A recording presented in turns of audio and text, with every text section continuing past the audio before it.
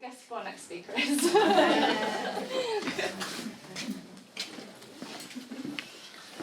I have to say it's the first time when I will speak in a dance event, so...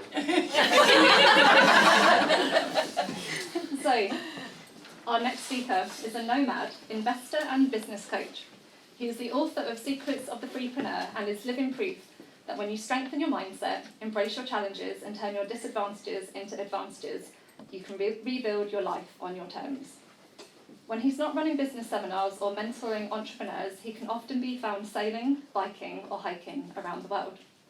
His mission is to motivate committed individuals who want to live a successful business life on their terms.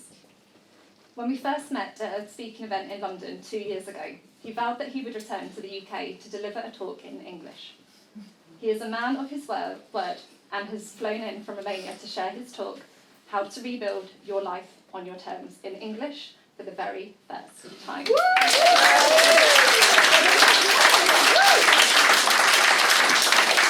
Thank you. First of all, I would like to make a selfie with you. This is for my mom to see that I'm a growing man.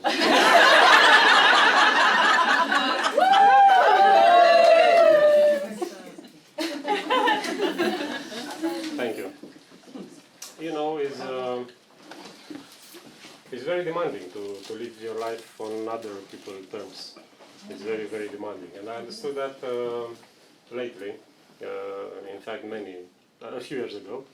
But it all started back in 2010, 2011, when I had quite a wonderful life.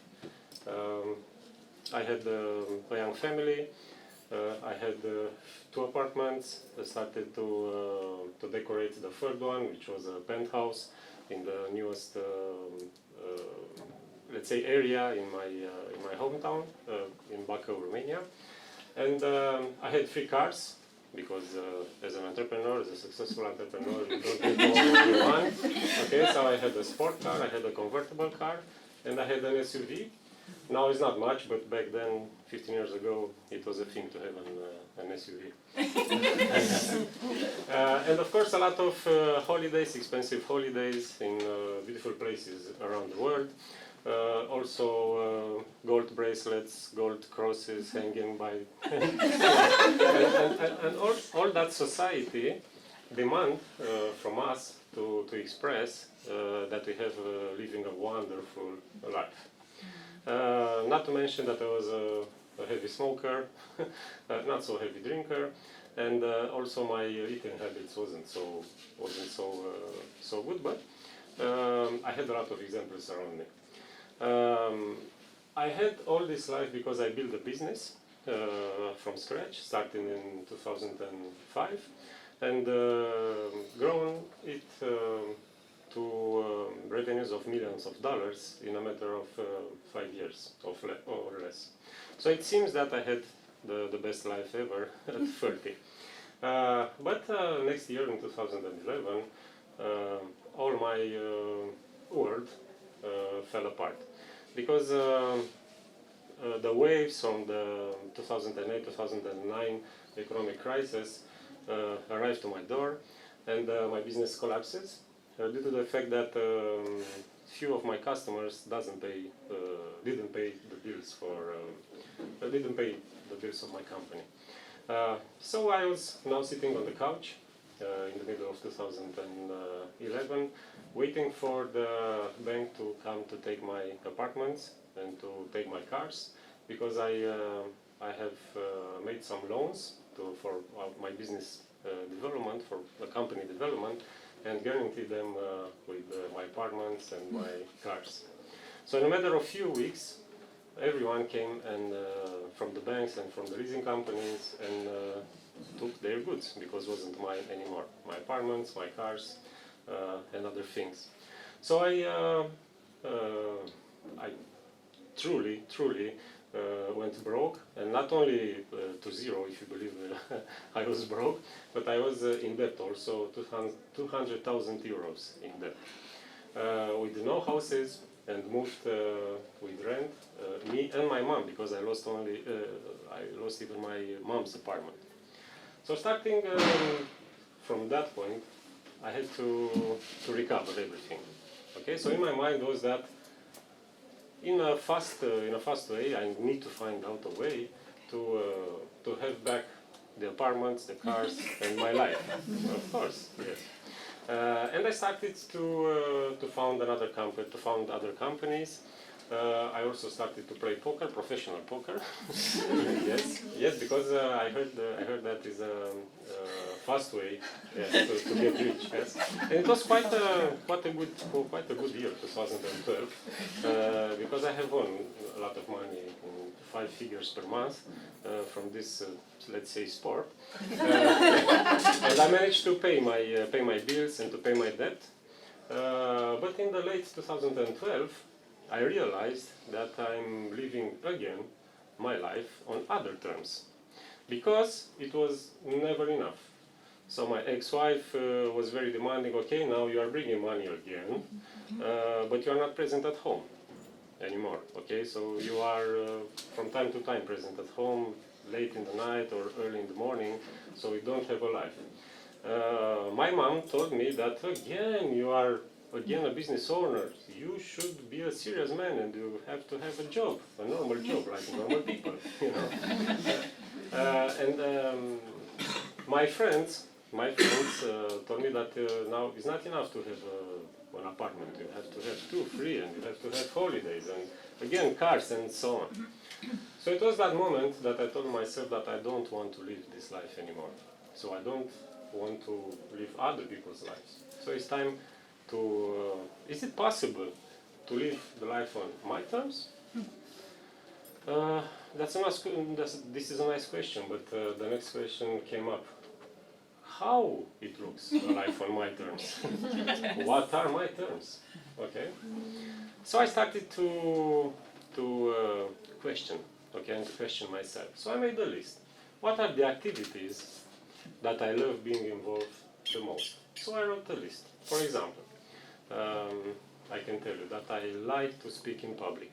Okay, I love to be in the center of attention. I love to be the smart man in the room, the wise man in the room, and to spread the light, you know. Yeah, and all my knowledge and all my stories. I like to build businesses from scratch, to transform ideas or curiosities, okay, into businesses. I love to make money from dust, from air. But I love to start businesses with other people's money, not with my money. I love to meet new people every day. Not to form friendships for life, okay, but just to meet new people on a daily basis. And so on, okay? So I looked to the list and I said, probably these are my terms, okay? So what are the professional activities that I can do and to be involved with this type of activities all day long, okay? So I figured out that helping entrepreneurs to start new businesses, okay, and be the biggest influencer in entrepreneurship will be the thing, okay, and doing all these activities on a daily basis. As you can see, now I'm doing many parts of it, okay, I'm in front of you, I'm in the center of attention, I'm the wise guy spreading, okay, my story, okay, so mission accomplished. I did find my terms. So I started to build my trip to what will be this big influencer guy. And now I'm starting the international career, let's say, as an entrepreneurship influencer, so to say. So I give to myself 12 years, starting from the beginning of 2013. So I said to myself in 2025, I will be the biggest influencer in Romania, maybe in the southeast of Europe. But as the years passed on, I said to myself, no, I will be the biggest in Europe. Why not in 2025? Back yourself, yes. Sorry? Back yourself, yes. Yes. But as you may think about it, you have a choice to throw everything in your life and start this new life, or you can blend it. So I started to blend it. So I again started to please others. So for example, my first step was to hire in a new company. So I sold my businesses and I started again a job as a sales manager. I said in my mind that, okay, in that job, in that position, I will learn a lot of things of how to manage a company better and so on. Now I see this as an excuse for this decision, okay? But that decision was made then. And my mother said, okay, now you are a nice man. Now you are a real man. Okay? Again, I started to earn some good money.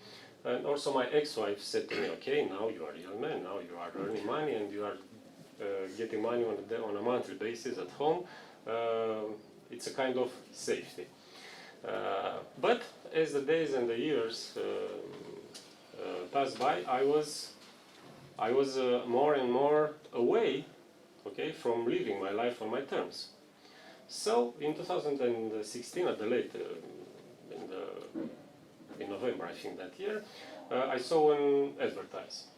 And the advertise on Facebook said that you are creative, you are innovative, you want to be a successful entrepreneur, come to our the entrepreneurship school and we're gonna teach you everything.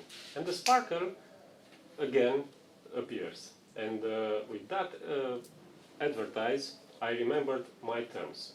So I did complete the prerequisite, and the guy from this entrepreneurship school in Paris called me from Sorbonne. And it was like an interview for my acceptance to the school. And after 5 minutes, and I told him the story, he told me, no, stop, Bodo, please stop. So I felt like my world were collapsing. Am I not good for following the school? Okay, I don't have what it takes. And he said after 3 seconds of silence, you have to be the teacher. You have to mentor. You have to be the mentor. You have everything you got to being an entrepreneurship teacher. You don't have to learn anymore. So please come to me in Paris. Okay, please come to me in Paris. We're going to deliver a workshop during the weekend to the Sorbonne University, and you're going to be a mentor. So I went there. I was a mentor. I was very appreciated by the public. And I decided to start this entrepreneurship school with that man. Okay? But in the next months, it seems that working on other men terms, okay, it's not good for me. Yeah. So I decided that. Yeah. So in the middle of 2017, I think precisely in this period of the year, in May, I ran my first workshop as an entrepreneur teacher. It was a wonderful success with 50 people who arrived in Bucharest from all of the parts of Romania. So I resigned from the company that I worked. So I took my life on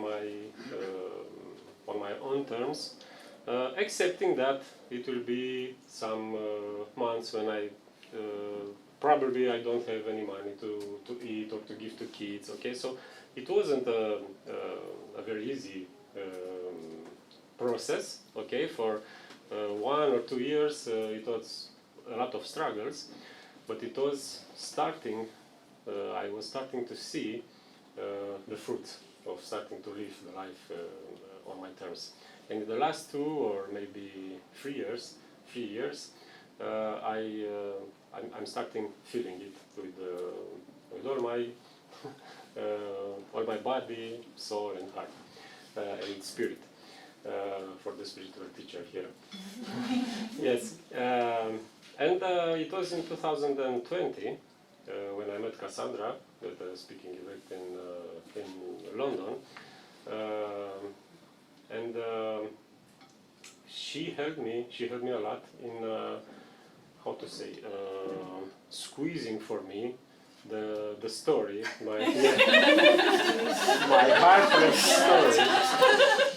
heartlet story, because in that period when I met her, I told her that I want to write a business book, so I need a ghostwriter because I'm not able to write a book. That was my let's say limited belief then. Nowadays I don't think this anymore. And she said to me, I cannot read, I cannot write a business book, I'm not a business person. But if you want, I can write the introduction of your book, or the first chapter when you express your heart-led story. And it seems like it's a very long story.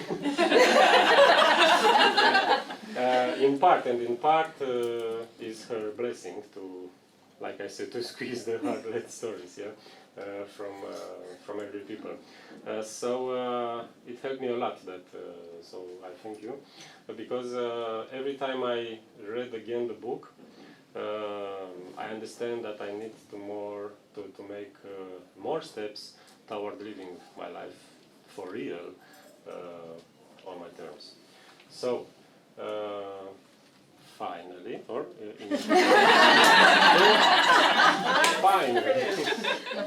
finally, I have one question for you. I don't need an answer, just a question for you.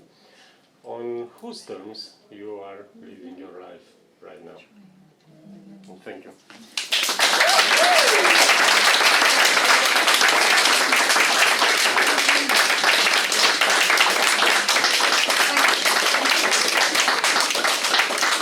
So it's been an absolute honour. Took the words out of my mouth. It's been an absolute honour to squeeze Bodo's story out. And if you haven't already bought his book, I don't know, do you have any copies left? On Amazon there are plenty. There's plenty. And if you give me the proof that you buy today the book from Amazon, I will give you a free hug. Amazing. I think I love the saying, you can find a way or you can find an excuse. I think Bodo is living proof of someone that literally finds a way. Like, excuse, it's not in his vocabulary, I know, because I've written the whole book. But no, he is a man of his words. And when I set this event up on Facebook, the number one question that I got was, is it online? Is it online? Is it online? I said, no, it's real life. We've had enough, the last 2 years we've been online. And today what I wanted to create is what you, I hope, have all experienced in the room, of this real life connection, of hearing people's story literally from their heart to yours. And I think it speaks volumes that each and every one of you have turned up. But the fact that Bodo messaged me and was like, hey, can I come speak from, from Romania? Find a way or find an excuse. And, you're all here, he is here, and so it's been an absolute honour. I know his story, but I still sat there and felt inspired by hearing it again. So thank you so much.